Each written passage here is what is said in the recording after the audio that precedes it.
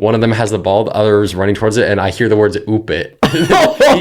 he said "oop it to me. I said no. I said, "Hey, good game." Were you guarding him or no? Not after that. Not after I hear the word "oop it." I'm not trying to get put on a Oop poster it, in the park. I'm immediately stopping and I'm walking off the court. I'll make it fair. You guys can do 2v2. I'll just walk off the court. Like,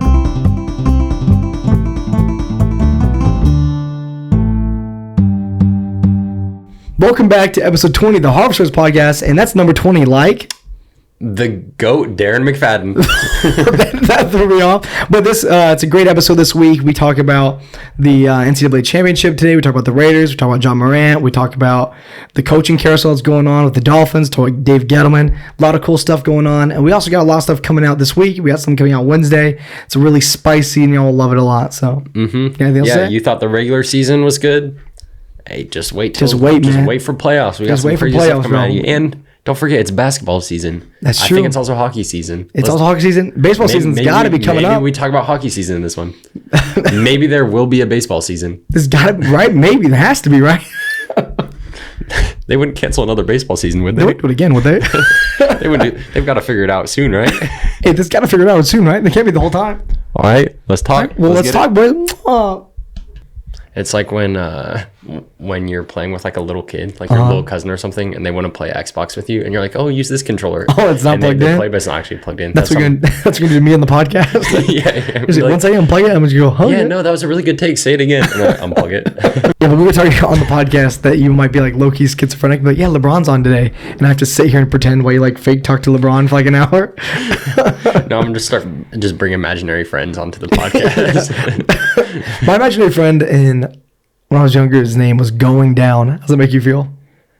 Wait, what? That was his name, Going Down. And it was probably Heat. You had an imaginary friend? Yeah, when I was really young. Last week. I was really, like, back in high school. Yeah, back in high school? Yeah, I definitely never had an imaginary friend. I never believed in Santa either. Even when I was a little kid. I never... Oh, your parents were like that? They just went crazy on you? No, they didn't. They told me about Santa, or like, they tried. Yeah, I just said like, Father. I said, actually, there's no way that's possible. No, actually, Father, I have caught you coming down the stairs. Actually, you bring us the presents. It's always controversial because there's the kids that like my family. Like my family friends, their kids are like, no, Santa's real, but our parents bring us the presents. I'm like, then why is Santa real? Like, why does that make sense? Like, well, our parents bring us presents, but Santa is real. I'm like, what does Santa do then? He just comes in the house, just be living. Yeah, you're like, come to think of it, all the presents are already there, like, yeah, right? coming up until Christmas. But yeah, we used to do the thing where it was like Santa would give the family would give us presents, and then like on actual Christmas morning we would wake up and there'd be like a present from Santa, like a toy for all of us. Mm-hmm. That's what we used to do. And hey, it's kind of heat. I'm not gonna lie, I was cheesing a little bit. I sound like imagine I break my hand and I lose my voice in 1 week of being here. Yeah, it's a good start. Yeah, I broke my hand scoring up with the boys. I legit told a kid though while we were I went to the game yesterday, and I told a kid, I said, this happens when you don't eat your vegetables. Or no, you're at the Raiders-Chargers game. You're like, I'd be in there right now if it wasn't for the injury. I'd be in there right now. Like, what's your name? I'm like, you want to find me in the roster right now? I'm on the injury report. You look at Max Crosby. You're like, he wouldn't be in there if I was healthy. I was supposed to play, but they brought him in. Yeah, man. Dude, that reminds me. Remember when during Hard Knocks when he broke his hand? Remembering that now, I'm like, I want to go back and watch that season of Hard Knocks, but it was low key. That draft class was perfect for us. Yeah, no, and then the AB thing too. No, you should have known when in Hard Knocks, that was his rookie year, right? Yeah, it was his rookie year. That Max was playing through like a broken hand in preseason. Oh, yeah. That's when you should have known. Like, this dude's a dog. He might do some stuff in the NFL. He's kind of crazy. When he just like puts a club over it and says, all right, let's get it. That's like old school Raiders though. They just putting the club on and just going there. But I remember watching all the old videos and it's like, back in the day, we would club them in the eye, we like poke their eye in the dog pile. I'm like, all right, sick. If you wrap it up just right, it could actually be like not only a drawback, but it could help. No, yeah, for sure. You could get that ball out. Yeah, because you can just stick that in there if you've got a solid cast on it. Oh yeah, that's just a little dunk and just pops right out. I think nowadays, just right on someone's head. Bonk. just straight concussion machine, just dunk. Imagine them doing that to our boy DC8. Just walk up doing it. It's just a tomahawk chop in the back of the head. Just puts him right to sleep. Alrighty, well, I think we can talk about the Raiders in a little bit, but I got some beef with the Giants, okay? I lived in New York half my life, but I got some beef with our boy Dave Gettleman, who, thank the heavens, is finally stepping down. But I'm pretty sure he said he's stepping down not immediately, right? I think he said something about sure. I thought he might be sticking around. I've heard some people say he's sticking around until after the draft, which is very controversial. Like, he's like, I'm going to quit, but I'm going to mess you guys up first. Yeah. Which is really insane. Because I hope that's not true, because that feels really weird for you draft and then leave. Even if you already know you're leaving. Would that be worse, though, if he didn't say anything, immediately drafted the next season, I'm retiring? Like, it was that bad? Yeah, but what if he drafts just like the craziest draft picks of all? Like, he drafts like the next Tom Brady in the 6th round and then just leaves and just mic drop. He just drops some crazy draft picks. That'd be insane. He just drops some heat and it's like, peace out, guys. And then it would leave his Giants legacy. Yeah, a little bit in the clear. Not in that far deep into it, but this is a rocky road for our boy Dave. Let me just tell y'all, his legacy is probably going to be, I think there's probably going to be trading Odell. I think that's going to be one of the biggest things that people remember him for. Is that, like, the whole situation with him being like, we drafted Odell not to trade him, and then like 2 days later they trade him away, and then that same offseason we get hit with, I think we got like a right guard for him, and we just let that right guard walk this last season, so that was pretty lit. And then we have Landon Collins, who looking like he was going to be one of the best safeties in the league. We let him walk to a division rival, and now he hates the Giants every time he plays us. He's like, it's a revenge game. And I'm like, thank you. That's so cool. Like, it just seems like a lot more harm than good came into his time as a Giant.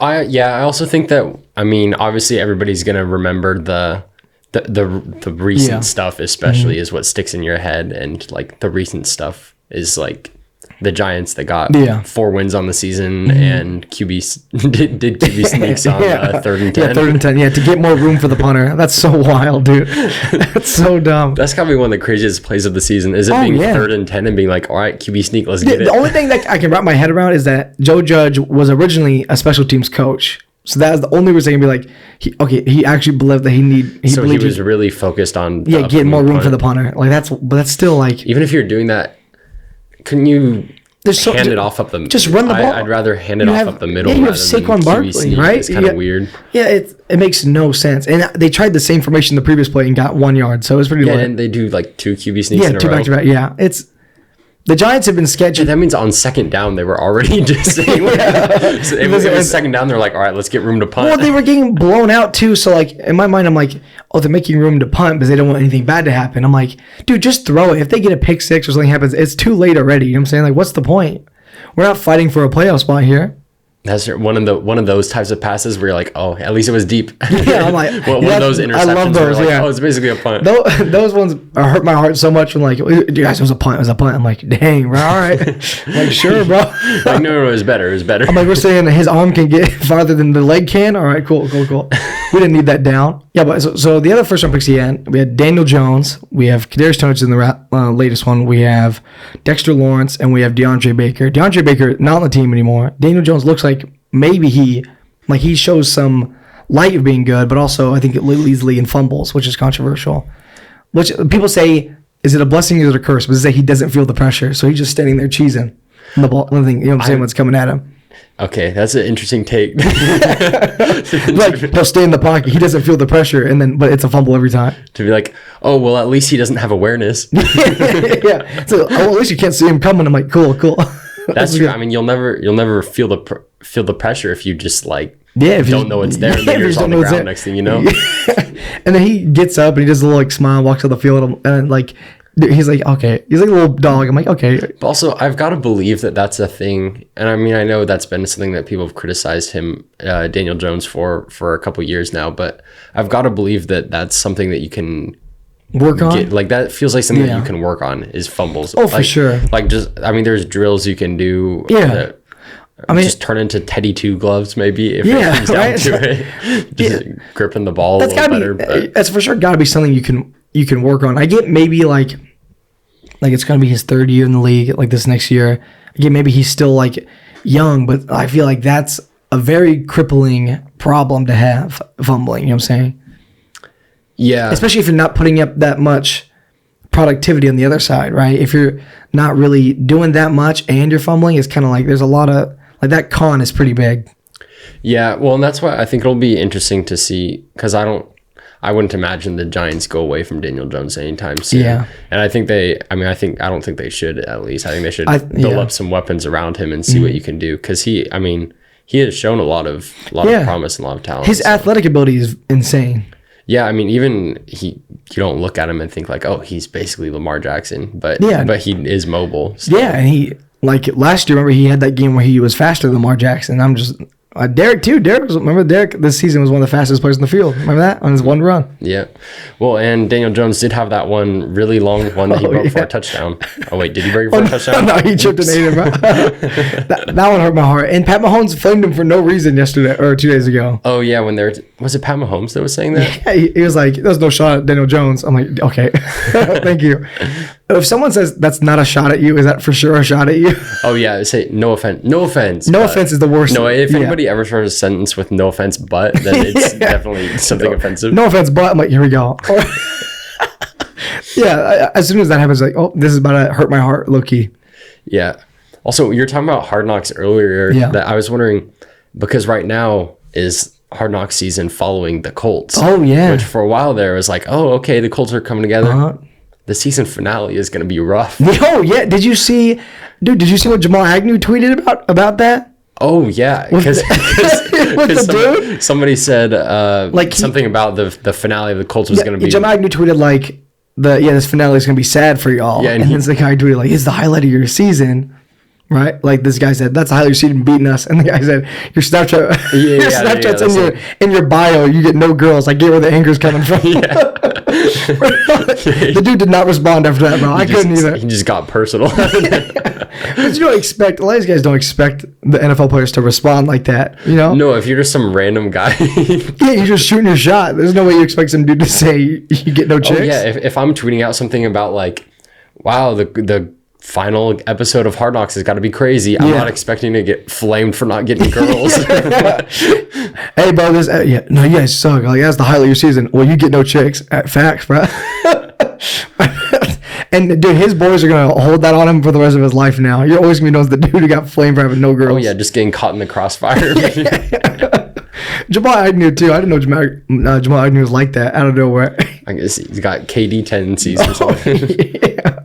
Don't say KD tendencies. That's pretty good. But that's a rough way to end Hard Knocks. I mean, right? Yeah, honestly, it's probably a sick way to end it, but really sad way to end it. Oh, because they were in the playoffs for so long, and they had this like great story of Jonathan Taylor and stuff, and they just need to win, I think, 1 out of the 2 games, and they lost both. Yeah, well, that's got to be hard to be Jonathan Taylor, I would think. Oh yeah, because that's just a bummer to end up in a position. You're like, what more do you want from me? Yeah, when you're so close, and you're doing like he's doing one of the best seasons a running back can do. You know what I'm saying? Yeah, exactly. That seasons running backs strive for, and the fact like that's not enough is insane. And then coming down to not making the playoffs after all that. Rough. And like people thought the Titans, once they lost Derrick Henry, was going to be over, and they still found a way to make it work. And now the Colts, like they couldn't find 2 more games, they couldn't make it work just to secure that spot. Hey, but one of those L's was to the Raiders, so they had to eat that low key.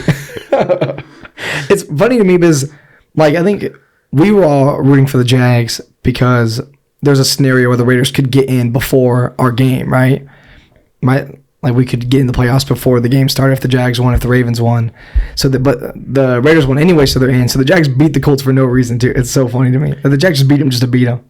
Well, I mean that's what got the Steelers in. The Steelers got in because the Jags beat the Colts. Mm-hmm. But yeah, that's what I was like. That would be so anticlimactic if the Steelers ended up losing to the Ravens. Yeah. Then it was like the NFL had been hyping up this Raiders Chargers, moving it to prime time, hyping it up, making it this big thing. And then if it ended up just like, not mattering. It was, I drove 4 hours to go see him, see my uncle play. And if I got there and he wasn't playing, Hunter wasn't playing, all these guys weren't playing, I'd be okay, well, I guess I'm just watching, it's still it's going to be fun, you know what I'm saying? But it's not the same. I thought I was going to go there for this big, win in your end game, but instead you're going there to watch the backups play and stuff. I'm like, all right, that's fine. Yeah, no, instead what you had is one of the best matchups, probably one of the best games in NFL history, to be honest. Oh, that was the best finale of all time. They had, I think, 4 or 5 straight fourth down completions at the end of the game. Mm-hmm. And that was wild. Like, especially the one, like the 4th and 20 for the touchdown for them. Like, that one stressed me out. Like, I'm like, oh, there's no way they get the first down. In my head, I'm not thinking they're about to score a touchdown right here, like to tie the game up and take it to OT. And I know all those Steelers fans stressing when we were tied up. With the Steelers, like, especially as Raider fans, like, I'm about to be the biggest Steeler fan this next week. Like, praying that they take. No, you're not. I forgot we're not talking about the playoff predictions. I forgot. I don't know. I mean, playing the Chiefs, yeah, but also I just can't bring myself to root for the Steelers. Really. Yeah, that's like part of me, like I thought the whole idea of the Raiders tying was like super stupid. Like, why would we ever do that? But the only thing that made it a little tempting for me was like if it just kept the Steelers out after they if they got out. Well, I was at the game, and you were saying that people had a lot of problems with the announcers this game. Like, they just would not stop talking. Well, I don't know if people did, but I did. I was just trying to watch the game up from the time it started. All anybody's talking about is, what if they tie? What if they tie? Like, anytime the score is close, what if they tie? I'm like, let's just watch the game. Yeah, somebody's going to win. The game. Yeah, please. I mean, it ended up being a little close to a tie, but I was like, I'm not focused on Pittsburgh right now. I don't really care what happens to them that much. Yeah, I get, like, that game had some implications for other teams, but still, like, can we just focus on this Sunday night primetime game? You know what I'm saying? But it was one of the best games ever. Like, we don't need to talk about the Steelers right now. This is one of the best games I've ever watched. Yeah, well, and also I don't know. I mean, I get that people are like, oh, this is like a crazy situation or a crazy scenario that could happen. But also, I get wanting to root for like something crazy to happen. Yeah. But also, like, I wouldn't want to root for the final game of the NFL season to end in a tie. It feels like that would just be that's just kind of a bummer to end that way. No, this is the best game we could have asked for, I think. It was one of the best games like we could ever ask for, and like instead of getting this, like, people really wanted us to like knee. I know we couldn't know it was gonna be a great game, but instead people want us to knee it out. Would have been so depressing. Well, I saw some people that since the game was so close, some people on Twitter. I mean, not anybody with an opinion that matters that much, but people with opinions that don't matter saying like, oh, this game was rigged, or like, oh, this is clearly rigged, which I was like, no, there's no way. If they rigged that, then no, they're the GOATs. Yeah, we've talked about this. Heck of a job, Goodell. We've talked about if the NFL actually rigs games, like, they're better than any Hollywood movie. Like, these guys are the greatest of all time. Yeah, I mean, if they could figure out a way to we've asked my dad before, like, are the games rigged? He's like, what contract would they've had to give me to rig these 76 sacks a season? Which is facts. Like, so like what contract would Shazier get? Like, they're gonna imagine coming in and be like, you're gonna be paralyzed. Like, the script, this is what you're going to get. He's like, all right. Yeah, well, also, I don't know. I mean, just on so many different levels, that takes more skill and execution from the players to follow through. Just play. Yes. Just play and you'll get these awesome scenarios like yesterday. You don't need to script it out. Yeah, I'm thinking about, like, games where, like, the ball gets, like, bounced up and, like, ends up in somebody else's hands. Like, if you can write that into a script, then do it. Like, the script in my eyes would be so many Dirty Old Dog moments from saying it's like... You know, little one-liners and stuff. It'd be like, here it comes, and just lasers, like, catch this. If I was writing the script, there would also be not a single game in the entire season for any team that wouldn't go to overtime. Oh yeah, every single game would go to OT, or the score would be 50 every time. Mm-hmm. No score would be like. Or, like, it'd be 50 or it's like scores 3-0. That's it. No, 2-0. Yeah, just 2-0 and that's just it. Defensive shutout. Just defensive shutout. That's like the Rams. Rams like 20-18, but it's all safeties. This is 8 safeties to 10 safeties. It's just like you wish they would figure it out. When you get close to the end zone, just punt it, please. Get out of there. It's not safe. That's like the Rams Patriots Super Bowl. People say it was one of the most boring Super Bowls ever, but then people try to say like, well, it's just a really great offense meets a really great defense. I'm like, I don't really care, bro. I was bored. I want to see 30-30. I want to see these shootouts that we had yesterday. Mm-hmm. Just wild stuff going on.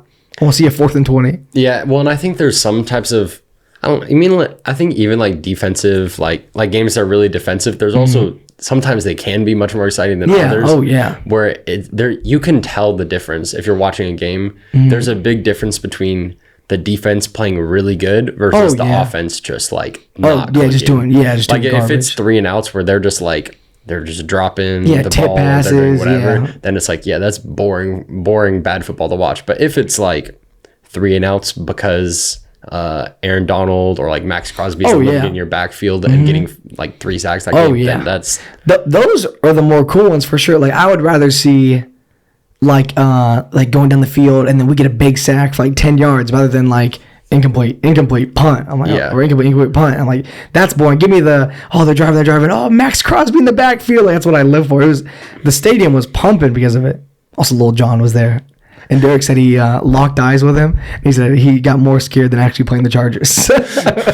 He was scared of Lil Jon, or he was scared to do bad in front of Lil Jon? He was scared, I think, to do bad in front of Lil Jon. He's like, I don't want to disappoint you. Derek said as he's running out the tunnel, the only thing he can think of is, okay. Which, also, Derek, that video of you running out the tunnel, that was so heat for no reason, bro. Like running through the cheerleaders, that was so clean. Oh yeah, we need to start doing that at the beginning of podcasts. It's gonna be us like running into the studio, just hyping. It's Tyler going, now introducing no picture. Just, like fall out of the ceiling or something, comes ziplining in. We get like a little WE ring and we just stand it the whole time. We'll just keep have the mic like this and I'll pass it. Come back and we'll pass it. Just flame at each other the whole time. That's good. Oh, that could be good. That instead of doing these mics, we have mics that are hanging down, just hanging down from the ceiling. And Bruce Buffer just comes in. Dude, the fact that they can get that man to do the Raider games is also really sick. Like he comes in, he goes, it's time. It's so clean, bro. Hey, not as clean as I would do it if they let me get that mic. I'd go, are you guys ready? Raiders. Yeah, we got a game today. Too good. Like I already get the thumbs up ready, bro. I keep that thing on me. Oh, you're just always stuck with a thumbs up no matter what. People are like, oh, he's really happy. It's like one time when I broke this pinky and they had to stick it to this one or something. So it was always sticking out. It was like I was always doing a shaka every time. That's kind of heat though. It worked out. It was right when I like moved to the beach sort of. So I just worked out. I was just always in a shaka. I thought, wow. People yelling at you. Your mom's like, hey, can you take out the trash? I got you. I got you, dog. Don't worry about it. For no reason. Another thing about the Giants and Davey Gettleman and that whole situation, we had a little inside information from one of the boys, all right? We got an inside sneak peek of what's happened to Joe Judge. Because I think a lot of people are wondering, what's all, my chair is squeaky, bro, for no reason. What the deal is with Joe Judge. He's had 2 seasons now, less than stellar seasons, right? Kind of controversial. He came in with the mentality of we're gonna be like a blue collar team is what he called it. I think we're gonna be like tough in the trenches and we're gonna be tough on the O-line, and that's not really happened, right? Our O-line's like ranked 30th or something. It's ranked one of the worst in the league. So that's already, that one's checked off, you know what I'm saying? But now what our boys told us is that the Giants are Joe Judge is supposed to meet with them, tell them his plan of who he wants to hire, what his plan is going forward with the draft and stuff, and they're gonna assess if that aligns with their their plan for the team. If it doesn't, they're going to move on. If it does, they're going to keep him for another year. Yeah, I think that's a smart thing to do, honestly, because I got to imagine that maybe something like that happens behind closed doors for a lot of these situations. Mm-hmm. But when you have a coach that, like, obviously the record's not where you want it to be, but also you're thinking about, like, why you brought him in and all this stuff, that it makes sense to not just be like, oh, record's bad, but instead to be like, okay, like, Is anything going to change, or are we just going to keep having 4 or 5 win seasons? Are we just going to be like dead in the water, or is this going somewhere? Because I can understand having a bad year or two to even though that's a long time in the eyes of fans, right? But I think sometimes these owners, they're going to be here for like way longer than any coach or GM, right? So they're thinking years and years ahead. They're not thinking just this season, right? So they got to think, is this leading us somewhere, or is this just gonna paddle out and then we gotta move on again? Which I also get why the Giants, like, I even heard that the Mara family, who owns the Giants right now, I've also heard that, like, they're more skeptical to get rid of the coach because they've had so many, like, a coaching carousel, and I think that, like, it looks bad upon them if they keep getting coaches in and out. But if a coach isn't working, a coach isn't working. Yeah, well, and that's why it's tough because you have some teams. I mean, that's like the Raiders for a while. Yeah. I mean, in the past 20 years have had over 10, I think, like, there's been like something like 10 or 12 coaching changes just in the past 20 years since their last Super Bowl. And it's like, I mean, most of those guys were not there for very long. Yeah. But there's some guys where you think, I mean, I don't know that any of them were that guy, but it's like maybe we just eat a losing season for 1 year and then, or 1 or 2 years, and maybe that's what it takes to kind of it's what it takes to kind of get going. But then instead you end up just having a lot of losing teams because you're just always a carousel. But then also I think there's sometimes where you just know right away, you're like, no, this is just clearly not going to work. That's what the Dolphins are saying that happened with Brian Flores. Like they had a winning record, they went 9-8, but they just said that his direction that they were taking the team isn't what they wanted it to be. Yeah, well, that's interesting. They said it wasn't even really like on the field like coaching decisions. It was more they just like they just couldn't match. Just weren't vibing. Yeah, like I think we're watching Info Network downstairs, and I think they were saying they had to choose between the GM and him, like who they were going to pick, because the GM had one plan and Flores had another plan, and obviously the GM holds more power.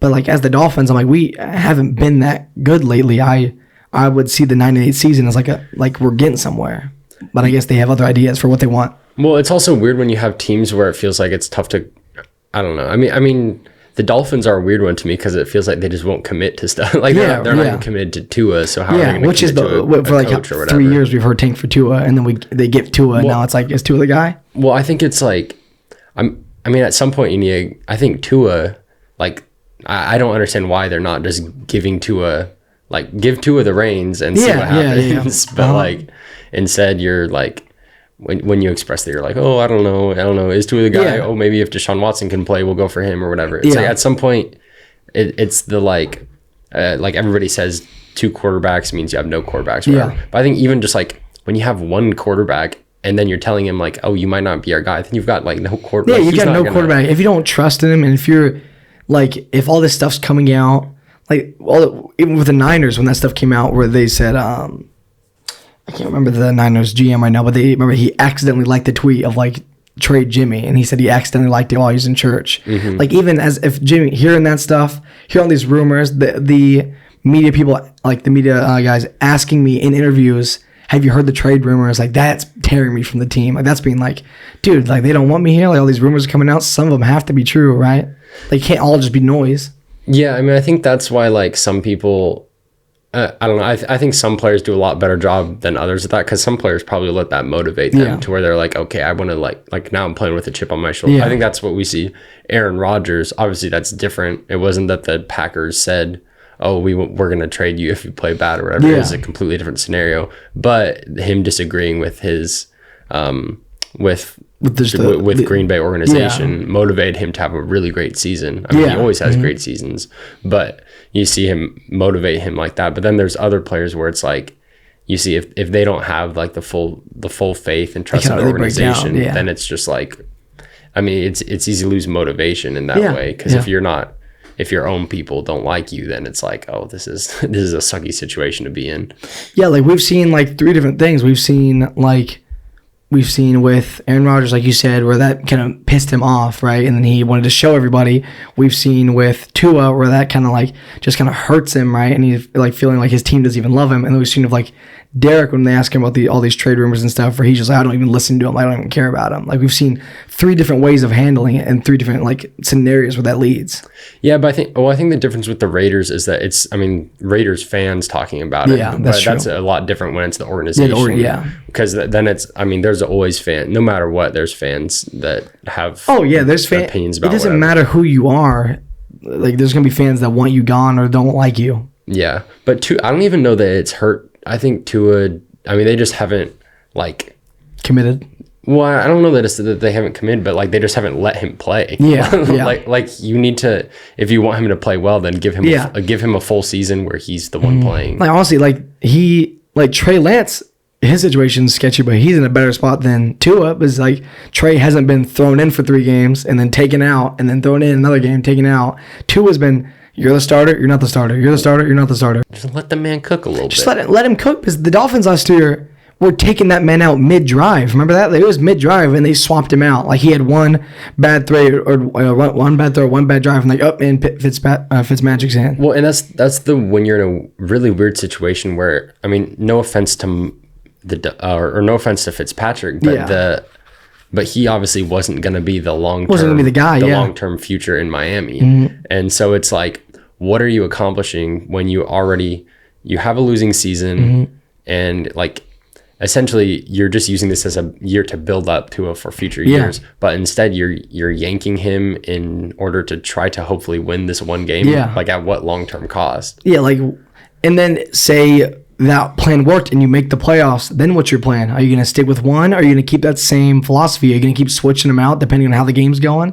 But that's got to be rough. Like, rhythm has to be important in football games. I can't not believe that it's important. Like, I can't believe there's no way that you can go in, get pulled out, and then hop right back in. You know what I'm saying? Yeah, well, and that's why I'm thinking, like, even with the Raiders, like, they obviously have been using Marcus Mariota lately, which I think is a good thing. I love it. You bring him in for like one or maybe two plays a drive. But imagine if you're like, you're just like, let's make this a Marcus Mariota drive. Then it's like, okay, that's weird that you to just like take Derek out for a drive, have Marcus in that whole drive, and then have Derek in the next drive. That's just not gonna work. Like those work. Like the Derek and Mariota works. The Drew Brees and the Taysom Hill worked. Those type of quarterback situations worked. The one where you have two legitimate starting quarterbacks, those do not work. Yeah, well, because that's different when you have like Marcus Mariota is like it's a different scheme. He's running, or like he's he's obviously more mobile than Derek. And then Taysom Hill is way more mobile than Drew Brees. Completely different style than Drew Brees. So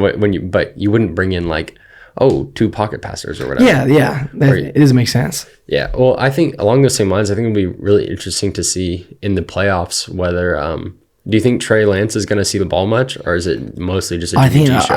I think it's too late to throw Trey in there. It's got to be Jimmy G's, like at least his last shot at it, because like we've heard all year that like we've heard rumors of who they're looking for, like and stuff like that, or the quarterback and stuff, and we've like heard that they believe they have a quarterback ready roster, and we've even heard stuff where they don't know if like they don't think Jimmy G's the guy and they don't think Trey's ready yet. So they even sound like sometimes that they want another guy, like they want a third dude who's ready right now to take this Super Bowl ready roster with Kittle and Bosa and all these guys to get them there, and then Trey can come in.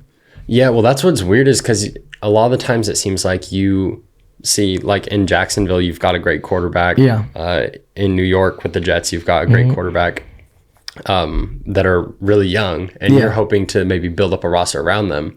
But in San Francisco, you've got a lot of really great weapons, got the roster, great stuff, and you're just trying to decide like, okay, who's our guy? Which is a completely like different or weird situation to be in, where you've got like what most people say is probably one of the best best tight ends. And a lot of people say is the best tight end in the NFL. And now one of the best dual threat. Yeah, and then you've got Deebo Samuel. Yeah, who plays running back and wide receiver, like he's meant to play both positions. Yeah, exactly. So it's like, okay, if we can figure out whether that's Jimmy G, whether that's Trey Lance, or whether that's somebody else, we need to get that squared away, and then we're real competitors. But they have people make the argument all the time that Trent Williams is the best player in football, and he's getting up in age and stuff. Like linemen don't last that long, so you got this Super Bowl ready roster. We saw them go to the Super Bowl, right? And they barely I don't want to blame one guy, but they lost the game on a Jimmy G overthrow, right? They could have won the game easy. Remember the Super Bowl? Jimmy G threw it right over his head and just bounced in the end zone. That could have won them the game. Like they are so close to being ready to win a Super Bowl, but now they're in a position where they believe Jimmy G doesn't have Jimmy G's really talented. I'm not gonna say he doesn't have the skill, but they don't have the skill that they need him to right now. And Trey doesn't have that either right now.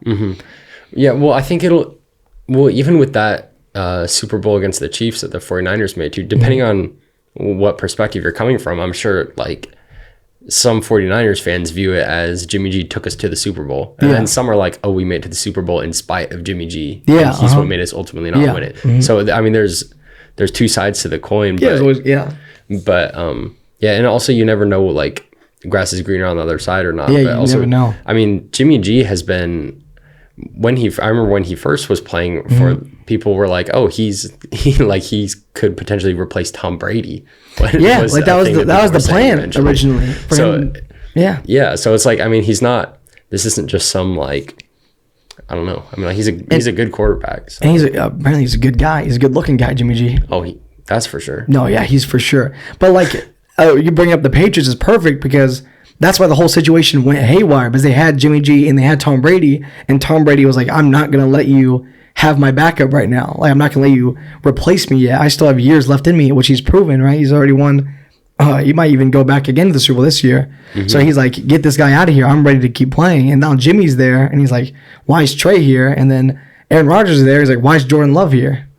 Yeah, well, I think Jimmy G's just ultimately got to be in the right system with the right coaching, whether that's the 49ers or not. I think he has shown that he can be successful. Obviously, regardless of what you think about, like, oh, he wasn't enough to win the Super Bowl or whatever. Like, he's the quarterback that got you to that Super Bowl. So. I would be very shocked if he's still a Niner at the end of the season, like going into next season. I think there's no way that him and Trey Lance both can. There's no way. Like, they have to pick. Yeah. Well, and it'd be wild if they say Trey's the one we have to move on from. Like, that would. Yeah, after Trey didn't even get to play. No, really. the Niner fans would burn that place to the ground. Yeah, if they spent their first round pick on somebody that essentially didn't get to play, really. Yeah, that's more of the Raider type of thing to do, to draft guys who just ain't it in the first round.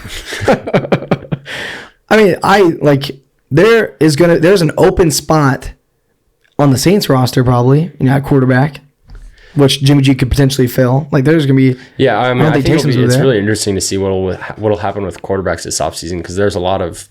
I mean, you've got places that need quarterbacks. Pittsburgh's going to need one. Yeah, we got dudes stuck in purgatory, like Deshaun Watson. And you've also got guys that came out of nowhere and are showing promise, like Mills and Houston. Yeah, Mills insane. They're like, oh, should we move?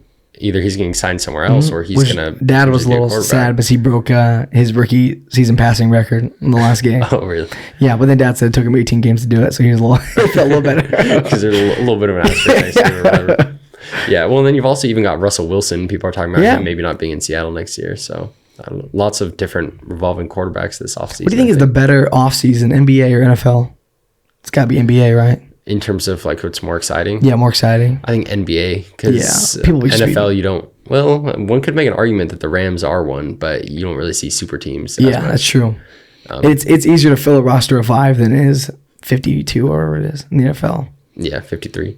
53. Attaboy. You forgot about me. Oh, yeah. Facts. But NBA, you do see these big trades and stuff, like, way more frequently than you do in the NFL. Mm-hmm. Yeah. NBA offseason is always really interesting, because especially when you've got guys that are when guys get up past their prime, then you're like, they just start going to random teams. Yeah. Then you end up with teams like the Lakers, where you've got just like Melo and all these guys that are just coming. Do you think a part of it is, do you think NBA players have more say and sway in their team than NFL players do? Probably, right? Like, who do you think has more say in the organization? You think LeBron, or do you think Tom Brady has more say? Like, in terms of what goes on? In terms of what goes on, like trades and stuff like that. It's got to be LeBron, right? Yeah, I think so. Well, and also, I mean, it's the difference between, for one, you're one of 5 people on the court at a time versus one of 11 people on the field at a time. So you individually make more of an obvious impact, I think. Yeah, I think so. Because you're just one of fewer guys. Yeah. And I think that translates to, like, off the court stuff too. And I also think that sometimes, like, NFL fans are really, like, vibrant and, like, passionate about, like, teams as a whole, and sometimes I think NBA fans are more passionate about, like, specific players. Like, specific players can get what they want to say out, you know what I'm saying? Like, with, like, players like certain players like Caruso, everyone's really focused on him, right? Whenever he says something, millions of people are going to know about it. No one's really going to hear if, like, a Brandon Parker or something says anything on the Raiders, you know what I'm saying? Yeah, I mean, I think that's just a number of just numbers of how many people there are. I also think it's interesting that in the NBA, I think NBA's got to be the league where it's most common for people to, before being a fan of a team, they're a fan of a player. Yeah. Which is really interesting to me, because you don't really see that. I mean, maybe you see that with, like, a couple players in the NFL. Yeah. Maybe you have some people that are just Brady fans or whatever. But for the most part, that's really just like an NBA thing where people are like, oh, you're a Lakers fan now? Oh, well, I'm just a LeBron fan, so I follow him wherever he goes. Or, oh, we have some of those in our friend group. I'm just a Brody fan. So it's, there it was right there. You got it. But I mean, I guess that's a form of loyalty. So, yeah, I guess so. Yeah. So it's not just like choosing wherever team's which good. Is all. Yeah. You sometimes, like, if you're a fan like that, you do, like, those fans easily can fight off the bandwagons easier. You know what I'm saying? Just say, I'm a fan of this guy. Wherever he goes, I go. instead of just being like I'm a fan of the Heat. Oh, now I'm a fan of the Lakers, like stuff like that. And then you're like, wait a minute. Yeah, but also it's like, I mean, it probably depends on the player. Because if you're a fan of just like some random player and you follow him wherever he goes, then whatever. But if you're like, oh no, I'm just a fan of LeBron, the player who has been the greatest player in the NBA for however long, 2 decades now, and like championships, following wherever he goes, like, oh, nice. I'm just a fan of LeBron. Wherever he goes, I go, and those chips are my chips. So you just like never see it. I think the only time he's like not been in the playoffs in a super long time was his first year in LA. It's like, oh, you just are always watching a postseason team. It's good. Which has to be like amazing, right? If you're a fan, like I'm only a Tom Brady fan, like you're like only getting like Super Bowls and stuff, and all these other fans like, dang, bro, we've been struggling for a minute. Like that was me. Like again with Dave Gettleman, he inherited the team right after like post Super Bowl era, like post Super Bowl Giants, right? He got the now let's rebuild it up, right, and let's try to go back because they went from. Like they won the Super Bowl as a wild card, which is sick, and that like makes me excited to watch the Raiders play and stuff like that. But like they won the Super Bowl as a wild card, and then it went downhill really quick. Like we had a losing record, I think, the very next season, and it hasn't been up since then, which is wild. Yeah, I mean, stuff just happens. Yeah, it's just life, I guess. You just get different coaches, different quarterback. I mean, there's a lot of just stuff that needs to be worked out. I mean, even before that, Eli Manning. Yeah, I mean. Won a Super Bowl, obviously, but it's not like his whole career. He was just dominant. Yeah, I mean, he finished with 500, right? Yeah, he finished like at 500. Like his last game determined if he was 500. So it's not like there weren't like bumps in the road to get to a Super Bowl. No, it was rough in New York for a minute. Yeah, so I don't know. Hey, that's just life, I guess. Sometimes you gotta have ups and downs. There's no roller coaster like this, is there? How long do you think you can coach in the NFL or in like college football? Like do you think these guys can go till they're like 70? How old do you think Nick Saban is right now? Because you said that like he's very far from 70. I'll say he's... And I think you're way Can I off. guess? Is he 56? No, he's way older than that. Oh, man. He's 70. He's 70 straight up? Yes. What, dude, 70? Yes. He looks great for being 70, though. I mean, looking good. Yeah, the yelling keeps him in shape. Oh, that's true. But, like, you know, like nowadays the NFL is moving to more, like, younger guys and stuff. But then you have, like, these, like, rare guys that, like Bill Belichick and like, Nick Saban in college football, who are these then older guys, and they're still kicking it.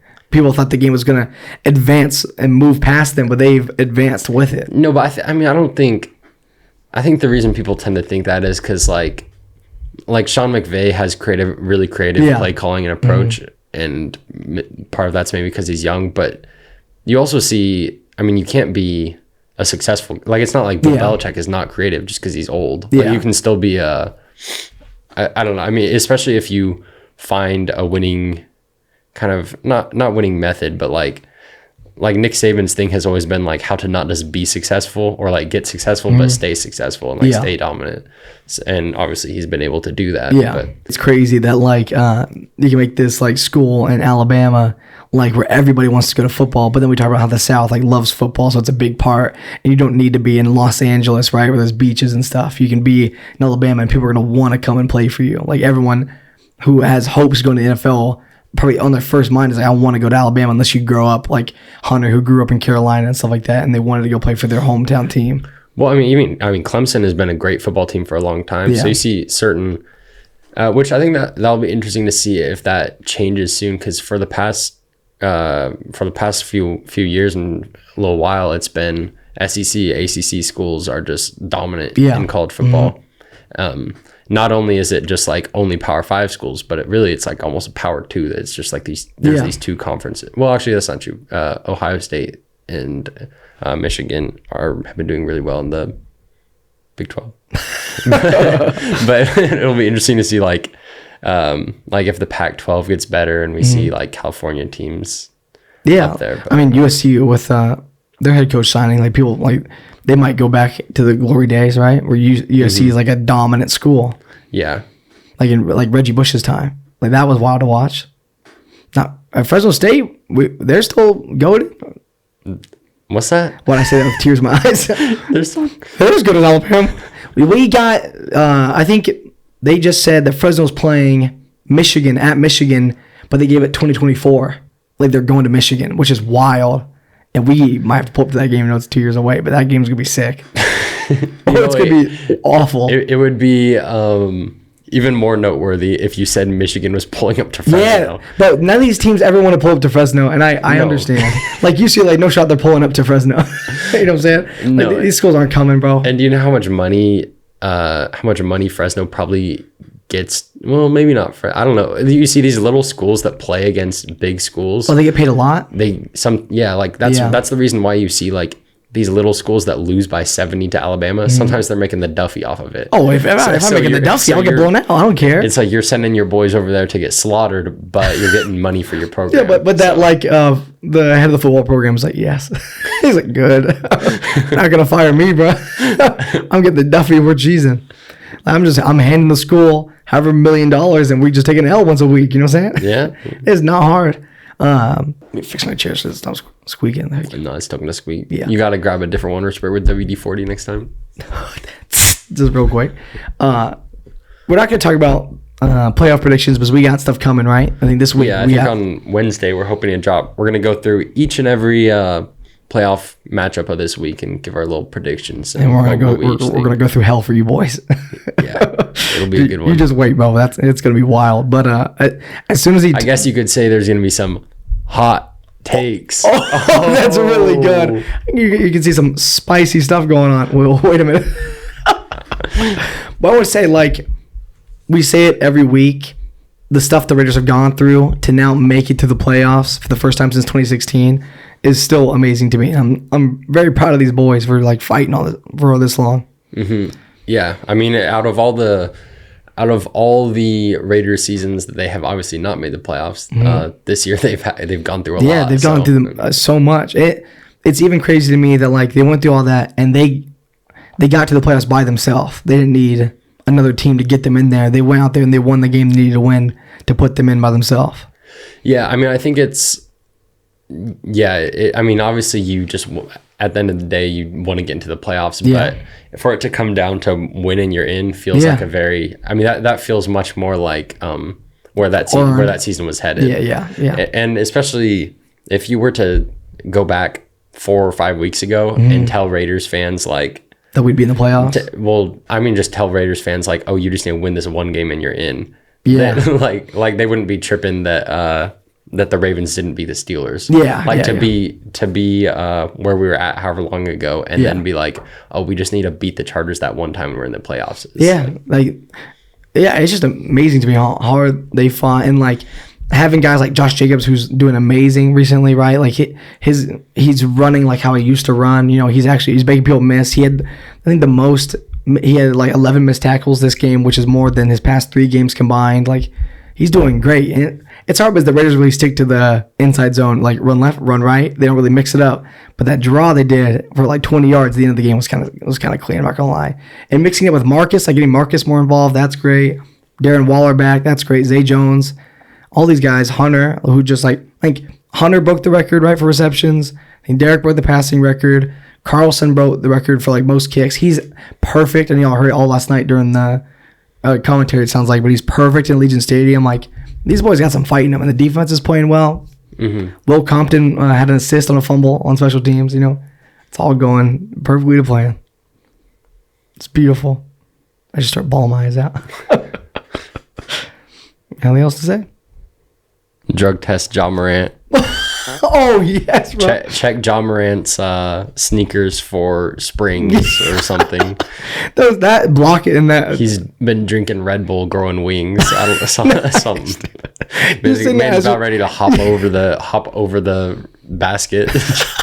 Dude, you're so sad. You're hopping really slowly. He's gonna be up there blocking shots with his feet or something. Imagine just like going up the dunk and just seeing a dude's feet rise. Like what? See a dude's feet slowly rise to the ceiling. Hey, what's good, bro? He's gonna be jumping up so high he has to like reach down. He has to tap it with his foot just to get in there. Hey, those basketball boys. I remember when I think you might have told the story, or like our boy Saul told me the story that like you guys went to a park to play basketball, and some dude said "oop it." He said "oop it" to Oh me. yeah, no, that was the like crazy. That was the worst thing ever. There were so many signs that was gonna be bad. I think there were 3 of us that we were looking for just like a basketball hoop. Mm-hmm. So we found this one park, and there were 3 of us playing, and these two guys about our age pull up, and they're like, "Hey, want to play a pickup game?" And we were like, sure, but there's 5 of us, so I guess we'll just have like one sit out or rotate or something. And we should have known it was bad when they said, "No, it's fine." I said, "No, we'll do 2v3. It's fine." And it was just not even close. Like maybe 2 points into the game, one of them has the ball, the other is running towards it, and I hear the words "oop it." he said, "Oop it" to me. I said, "No." I said, "Hey, good game." Were you guarding him or no? Not after that. Not after I hear the word "oop it." I'm not trying to get put on a "Oop it," poster in the park. I'm immediately stopping and I'm walking off the court. I'll make it fair. You guys can do 2v2. I'll just walk off the court. We'll do 2v2. Imagine what the group chat would have been like that day if you would have got ooped on in real life at the park though for no reason. There'd have to be cameras somewhere. Like people would have to run out. You would, and you're like, if you got ooped on, would your head be like, "This has to be Uncle Drew"? Like, no, I swear it was like one of those things where like YouTubers pull up and they're like secretly really good basketball players, and they like dress up as like oh, nerd hooping at the park or whatever, and then they're just like Spider-Man hooping. It's just like this guy's gotta be LeBron, bro. It's gotta be. I was like, no, you're at least in the G League or something. If I heard that y'all got your ankle snatched too, I'd have pissed my pants. Like you would have snapped it and fell over. Best day of my life. And me getting the ball just pulling up from 3 every time just because I don't want to get exposed for anything else. Like, just please. I'm like, I don't want to hold the ball for longer than I have to. It's like a hot potato. Yeah, if you have to just one-on-one, you get into the basket or no? You do it one dribble, dang. That man not moving, bro. That man's not moving an inch. I whip out like the one move that I have in my arsenal. I'm like, oh, didn't bite on that one. He's not even looking at the ball. He's looking at you right in the eye. So here we go. I just looked at the ball once, just locked on. Well, it's like, the little move where they like bounce off your forehead. If somebody ever hits you with that, are you never playing basketball again? No, but that's got to make you so mad. That's got to be like, we got to fight, dude. You can't do that to me. And I hate the videos because they do it and there's like a crowd of people. Like, oh, I would want to die, dude. Oh, no. Well, that's like, I think 1 or 2 years ago, I was a referee for just like the city Parks and Rec department. Mm-hmm. I was a basketball ref for like kindergartners or first graders. Don't tell me they were hooping. You would think they wouldn't be hooping. They were snatching, bro. This is up and slow, so it's just all these like blonde little white beach kids playing basketball. And it was cooking, bro. But there was this one kid. He played on the Lakers because they all had. Oh, they had the team names? Yeah, okay. Like Little League Baseball. He was just way too clean with it. It's the worst. Like there were some kids. Listen, if you think the skill gap when you're in like high school or something, the skill gap when you're in first grade, there's some kids that don't know how to dribble. They're just running up and down the court. And then there were some that were just pulling up from 3. I was like, how is that happening? But it's the worst when they go, oh, and they say a player's name, like Derek's kids, like I'm playing football, and they go, oh, I'm Bo Jackson. I'm like, how do you know that name? And then I'm like, and then he runs over, oh, you are Bo Jackson. The guy pulls up, he's like, all right, well, I'm Steph Curry. He's like, what? All right, I'm AI. What's going on? Well, that's like when OBJ first made his catch and everybody was saying like, oh, OBJ to me, OBJ to me. Yeah. What if you're Vontae's perfected? You're like, wait, what? That's like I've told the story before where the kid shot in the basket and he said, Luca. I was like, what? What's good, bro? This ain't the move. Matt, what would be the worst name to hear a little kid walk up to you and say, I'm blank? Like, he's about to play sport. Oh, that's a good one. Yeah, I'm Kareem Hunt. Oh, okay. Would he snatch you? That move that he's doing right there. It's gonna be snatch me. It would be the deadliest move ever.